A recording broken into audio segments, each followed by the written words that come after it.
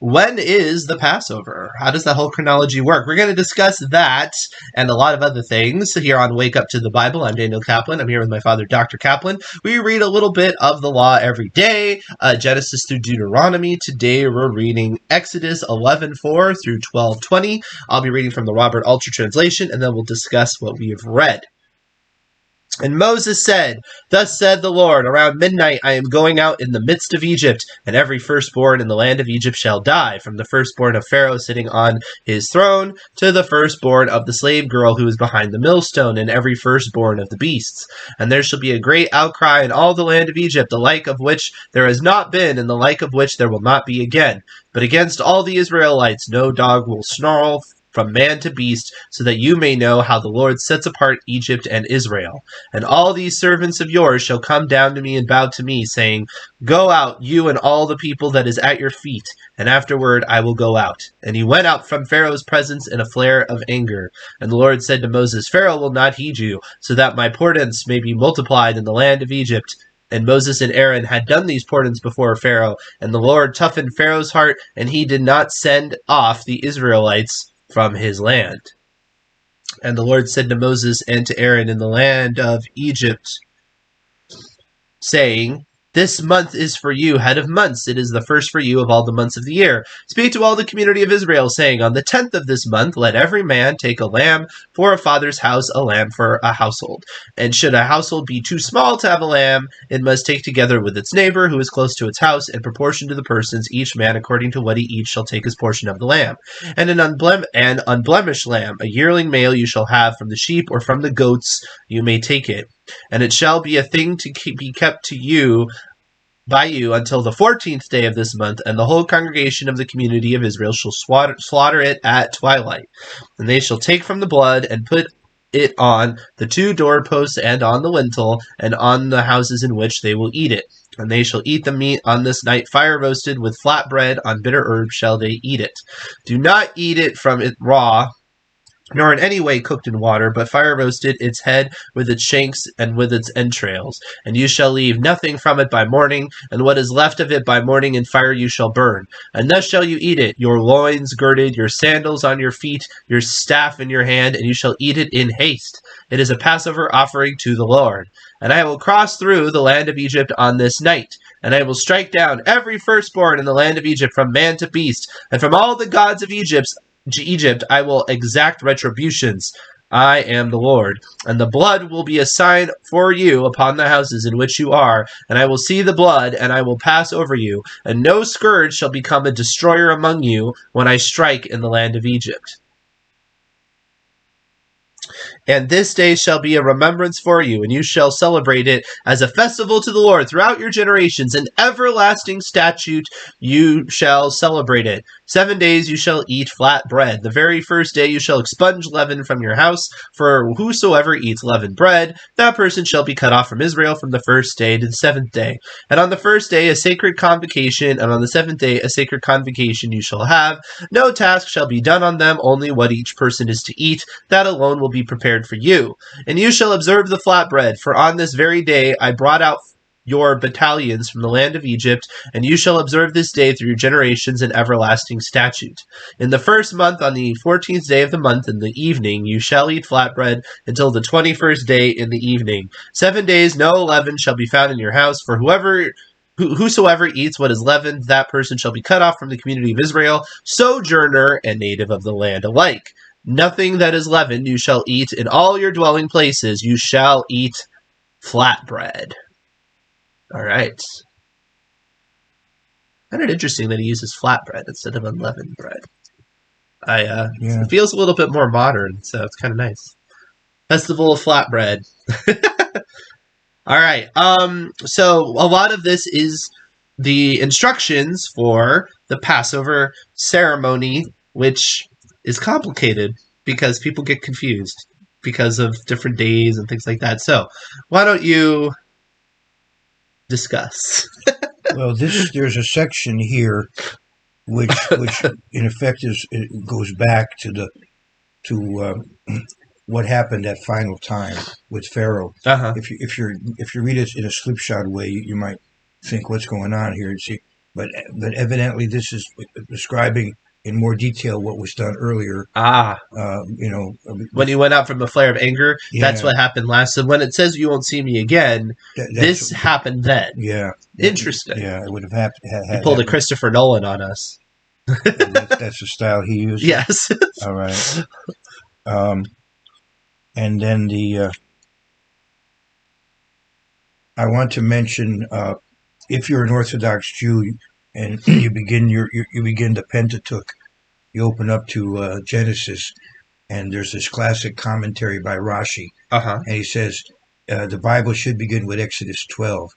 It's giving a list of commandments, so it ought to start with this is the first month, and you do this and do that. Mm-hmm. He says it starts with Genesis to establish God as creator of the world, and therefore he can decide who gets what land on earth. And so the Israelites, he said, they're the ones that are going to get ultimately the promised land, and they can displace the Canaanites who were there earlier. And they're not thieves because I'm the one who makes those kind of decisions. It's a very classic Rashi. Interesting. Yeah. So it's almost like another way of starting that. Well, it kind of does make sense. I mean, we often think of it that way from a church history standpoint, right? This is really the beginning of the church, as it were. This is when, you have a group of people that are called as a big community, is really when the whole thing gets started. I'm not necessarily endorsing that because, of course, there's other things before that, right? Thousands of years. The background of Genesis would seem important, right? Obviously, but just a little. I'm just mentioning that because it's a classic Rashi. Mm-hmm. But in a sense, I mean, this is, like I think there's something to be said about this. I mean, this is the first holiday in the ecclesiastical calendar. I mean, in many ways, this is when, and he even said earlier, he's like, this is the first time I've been known as this name, because this is really the beginning of a new relationship. But there are commandments in Genesis. Be fruitful and multiply could be considered a command. Right. Sabbath is there. Yeah. And circumcision is there. Anyway, to get to Exodus 12, yes, the Jewish tradition is that our civilization began in the autumn, or what is now the 7th month, right? And so the 7th month is the beginning of the civil year, and even in Leviticus 25, the Jubilee begins on the 10th day of the 7th month, and so the civil year is counted from autumn to autumn. So the 7th month is when the new year begins in terms of counting years. So this year, kind of like a fiscal year. Fiscal year in America, October 1st to September 30th is the government's fiscal year. Right. So then you have the ecclesiastical year that begins here in Exodus 12. Now now in the Noah account, evidently we're going by a different way of counting. Mm-hmm. But now month number 1 is in the spring, even though each year changes in the 7th month, but the ecclesiastical month number 1 is in the spring, and as he says here, right now some people argue that they were living in Egypt, and I think the Egyptian year maybe began in the summer, and so he's clarifying that their year begins in the first month of the spring. I've heard that argument. Interesting. Well, you would think that they wouldn't have the same calendar, so that makes sense. That he's having to clarify. Again, they're starting the community, right? They're going to finally be able to be the community they wanted, that he wants them to be, because they're not under the restrictions, and so he's getting things started. Now, but it's important to keep that in mind, because there are certain scriptures that will not be clear if you don't have a sense that there are. One year is based on the harvest cycle. The autumn to autumn year is based on the significant harvest cycle, whereas the spring is more of an ecclesiastical year. Yeah. But other scriptures will make more sense if you keep that in mind. In other words, the former rain actually comes late in the year. The former rain comes in the after the autumn festival days. And then the latter rain comes in the first month. You can read that, for example, I think in Joel. Right. And so you have to understand, how could the latter rain come in the first month? Because there's one year that works on the harvest cycles, and another the ecclesiastical year. Right. So now, one thing that can confuse people about this, and we'll talk about it more too when we get to Leviticus and whatnot, but is the timing of it, right? Because people get really confused about the 14th day and twilight, and then it says the 14th evening, especially because later it says the 14th day of the month in the evening you shall eat flatbread until the 21st day in the evening. But that's kind of strange language because usually people think of it as the 15th in the evening, not the 14th in the evening. So what's going on there? That shows you that when the end of the 14th eventually becomes the 15th, the day begins the evening before. And for example, if I can go to Leviticus 23, and the Day of Atonement is on the 13th day. I'm sorry, on the 10th day of the seventh month. Right. And when you go to the when it talks about afflicting your souls. It says from the evening of the 12th. I mean, not the 12th, the evening of the 9th. Yeah, you shall afflict your souls on the 9th day of the month at evening, from evening to evening, you shall celebrate your Sabbath. So when it talks about a day at evening, you're at the end of the day. Right. And Ben Ha'arbayim is the term in Exodus 12 for the dusk. I don't know if we got there yet. Well, we have not gotten to? When it says when you actually are supposed to kill the lamb. We killed it and cooked it a certain way. Oh, that's right. Yeah. Well, you kill it at dusk, which is Ben Ha'arbayim, which is between the two evenings. Right. So the sun is at its peak at noon, and then it begins to go down. Right. And so eventually the Jews widened the period of time, because here they did it individually in their homes, but eventually it had to be centered in the central sanctuary in Jerusalem. And so to get all those lambs slaughtered, they broadened between the two evenings. And so the in effect ideal time of slaughter became 3 p.m. on the 14th.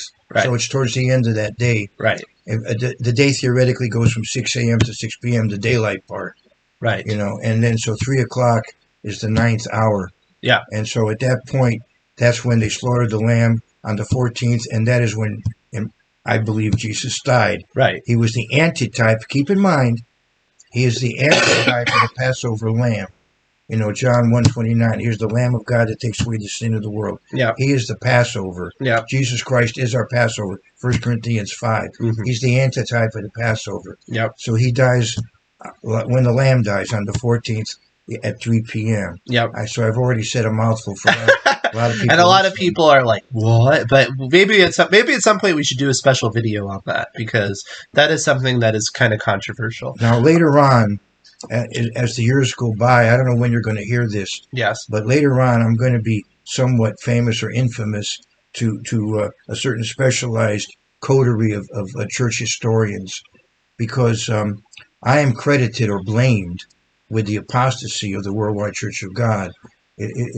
I'm mentioned by name in a book by one of the leaders of that church, and he says that Mark Kaplan, did a paper and convinced us the Jews were right on when to keep the Passover. I know. Wow! Funny what a revelation! That they actually knew what they were doing. The Jews know how to read Hebrew and how to count. So anyway, but see, Mr. Armstrong, the pastor general, had pushed everybody to say the Jews were a day off when they kept the Passover. They should have been keeping it, on the evening that began the 14th rather than the evening that ended the 14th. Right. So they actually had two meals, one Passover meal with the lamb and then another meal to commemorate the Exodus. I know that's really bizarre to many of you. Yeah. But there are still certain groups that insist on that and are very angry with me for not going along. Groups, plural? I know of a group. I think there are actually groups, but maybe it is a. I mean, there's everything out there. Well, that's true. Yeah. But anyway, the bottom line is, though, that it's not true. I didn't do a paper. It's not my fault. But there are reasons why. The author. You were involved in that switch. I was involved, but I can't take credit or blame, for what happened. I want to give you credit. There are reasons why my name came up. The man was not being dishonest. He just, his recollection, he brought my name into it.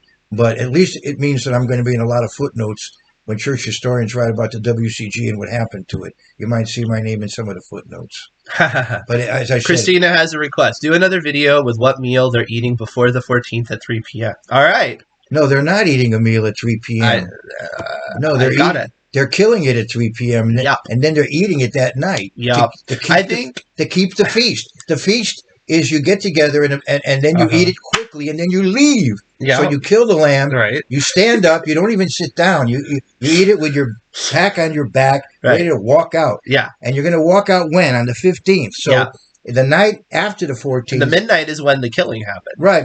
So it's like early in the morning. Right. So you're going to leave in what is known as the morning watch. Yeah. It's still dark. They left at night, Deuteronomy 16. Yeah. They left at night, but it was on the 15th. Yeah. But it was between 2 and 6 in the morning when it's still dark. It was the third watch. Right. But first they had to eat the lamb, and they ate the lamb, late at night because it takes time to roast it. Yeah. And so on. So they killed it. They killed it right at sunset. Killed it at the end of the 14th, ate it at the beginning of the 15th. Right. And then they were ready to go. The bread couldn't rise. It was flat. It was unleavened.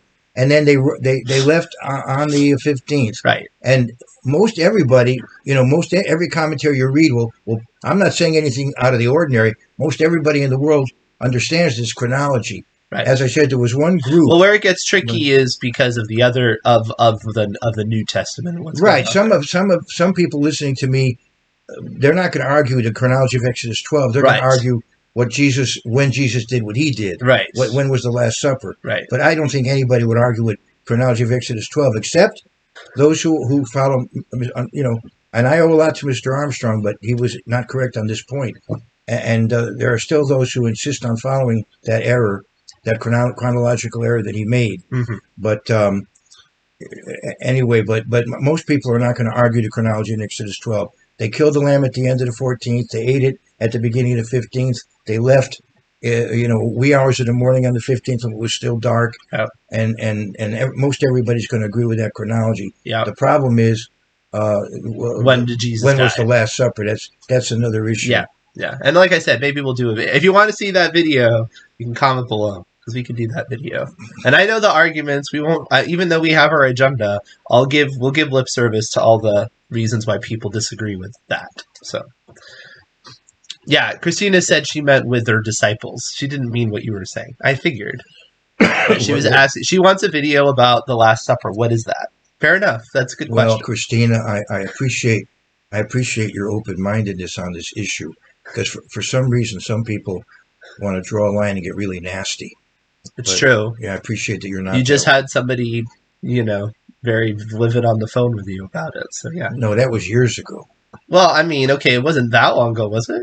It was in the 1990s. Oh, never mind. It was. The way he talked about it, I thought it was recent. No, he was really angry with me in the 1990s. But the good news is I met him in Kentucky recently on December 25th. And he didn't hit you that hard. He was so happy to see me and all smiles and calm. And so I guess he didn't hold any grudges about it. That's nice. I don't know if he changed his opinion or not, but at least he was very friendly. Yeah, it is interesting. Yeah. And for those, one thing I will say about the ceremony here that does get lost sometimes, depending on what community is, it does specifically say to eat unleavened bread with bitter herbs. And even though I do not think we need to sacrifice a lamb anymore because of Jesus, and that's part of that whole discussion.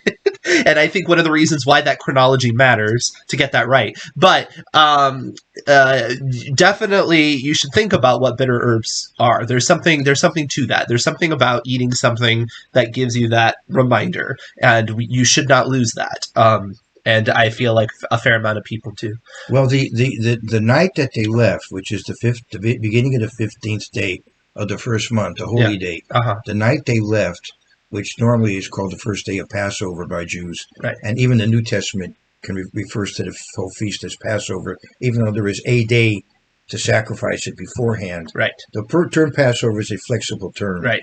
It's used, but anyway, to get back to what I'm saying, that night that begins the festival, you see later on when we read it, it's to be observed, and so I would recommend, if you care about the festivals, that night should be a special meal to begin the festival of unleavened bread. You should have a special meal. You should eat unleavened bread and bitter herbs at that meal. You don't have to eat the lamb because the lamb has been taken care. The lamb has been sacrificed. The antitype. And anyway, the temple's not standing. You can't set. You couldn't even do the Passover sacrifice if you wanted to. Well, people have a workaround for that. They want to work around that? They do. Oh no. Yeah, we'd have to discuss that. If all right, we'll discuss that. But anyway, it's actually very common. Oh wow. Okay. Well, anyway, what I'm saying. My dad. I talk about him being Obi-Wan Kenobi in his little cave, and then I bring him out. And I'm like, "Look at what's going on." And he's like, "Peace out." And then right. Well, anyway, but that night, the night beginning the UB, Festival of Unleavened Bread, that first night is a special night, and you ought to have a special meal, right? And the meal should include unleavened bread and bitter herbs. Yep. That's what I'm. It's not a lot to ask. That's what I'm recommending. Right. It's not a lot to ask. Yeah. However, I don't think you have to eat it standing up like this because I think that was specific for this situation. Yeah. Right. Nor do you. Some people do that. I'm not kidding. Oh, okay. I see. That's perhaps being very zealous. Yes. I mean, I'm not ridiculing them. I just think it's incorrect. I was thinking. By the way, this tradition of Palm Sunday. If that was the 10th of the month, let's say, then the 11th was a Monday, right? The 12th was a Tuesday, the 13th was a Wednesday, the 14th was a Thursday, and then the Friday is the 14th. Well, let me think about that. 10, 11, 12, 13. No, that would make Thursday the 14th. So I have to think back about this Palm Sunday tradition. Okay. As to, well, it doesn't really say. I have to see what the chronology is in the New Testament. But I do believe that he was crucified on a Friday. Let's go. Christina says she loves to eat lamb because it's special and a reminder. I agree. We eat lamb too, even though we don't think of it as the lamb, but it is delicious. All right. Well, let me comment on that, if you don't mind. Sephardic Jews, Mediterranean Jews eat lamb that night, but Ashkenazi Jews, European Jews have a custom not to eat lamb that night so that they don't get the idea that they're somehow eating the sacrificial lamb, since really they're not. Mm-hmm. So in order to not blur it, they don't do it. Whereas Sephardic Jews, to keep the spirit of it, to the memory of it, they eat lamb. Yeah. So there's a difference of opinion there. Right. But I'm sorry I brought up that New Testament chronology because that might just confuse you. So let's worry about that at another time. Like I said, maybe we'll do a video. We have some requests. I'm not sorry about the first comment, though. No. I do say he died on the 14th at 3 p.m. Dun, dun, dun! He's the antitype of the lamb. He's the antitype of the lamb. Yes. People would say he's also the antitype of the atonement goat, though, and that didn't happen at the same time. So, that's an argument. I'm just saying. Yeah, but this is the classic. I understand. I'm just saying. That's not the end all be all. Let me say one more thing. Yes. The Bible emphasizes that this command was given in the land of Egypt. Right. This command was given before Sinai. Yes. It's that important. Mm-hmm. And that is why we still have a ceremony today, communion, Eucharist, we call Remembrance Night, which, annually calls to mind the sacrifice of Christ. It's a New Testament ritual.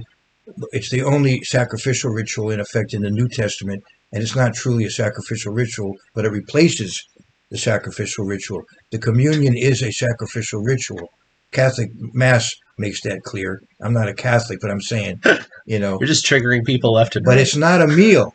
It's not a meal. It's not. It's a sacrificial ritual. You're just having some unleavened bread and wine, which is symbolic. Right. It's not a meal. And here's the thing to put that's distant, right? Some people are like, well, he couldn't have done that. He couldn't introduce a new law. That's a whole other issue. But there is nothing in this about drinking wine. Neither do I think they would have drunk wine, considering they were about to leave. So, the wine is not present in both places. It's not. And there's no bitter herbs in the other one. So, I'm just saying. You don't have to connect them just because they both have unleavened bread. Or bread, for that matter. Although it probably was unleavened. But yeah, there's an argument on that between the Greek Orthodox and the Catholics on whether to use unleavened bread or leavened bread for the communion. Yeah. And then also they take it I don't know, every day, I guess. Whereas it would seem to be an annual event. Yeah. Well, we have quite a few watching, and they want us to do a video, so maybe we will. We'll figure it so out. we've probably stirred up a hornet's nest out there. That's how you get. That's how you get views. It's controversy, right? Now somebody will make some angry reaction video to something we haven't done yet. It'll be awesome. Okay, so we should probably move on because we've killed a lamb and we have to do stuff with that lamb, and we should get to that section next. So if you haven't, please like, subscribe, hit the bell. It's a great year to read the law with us, and we will see you tomorrow.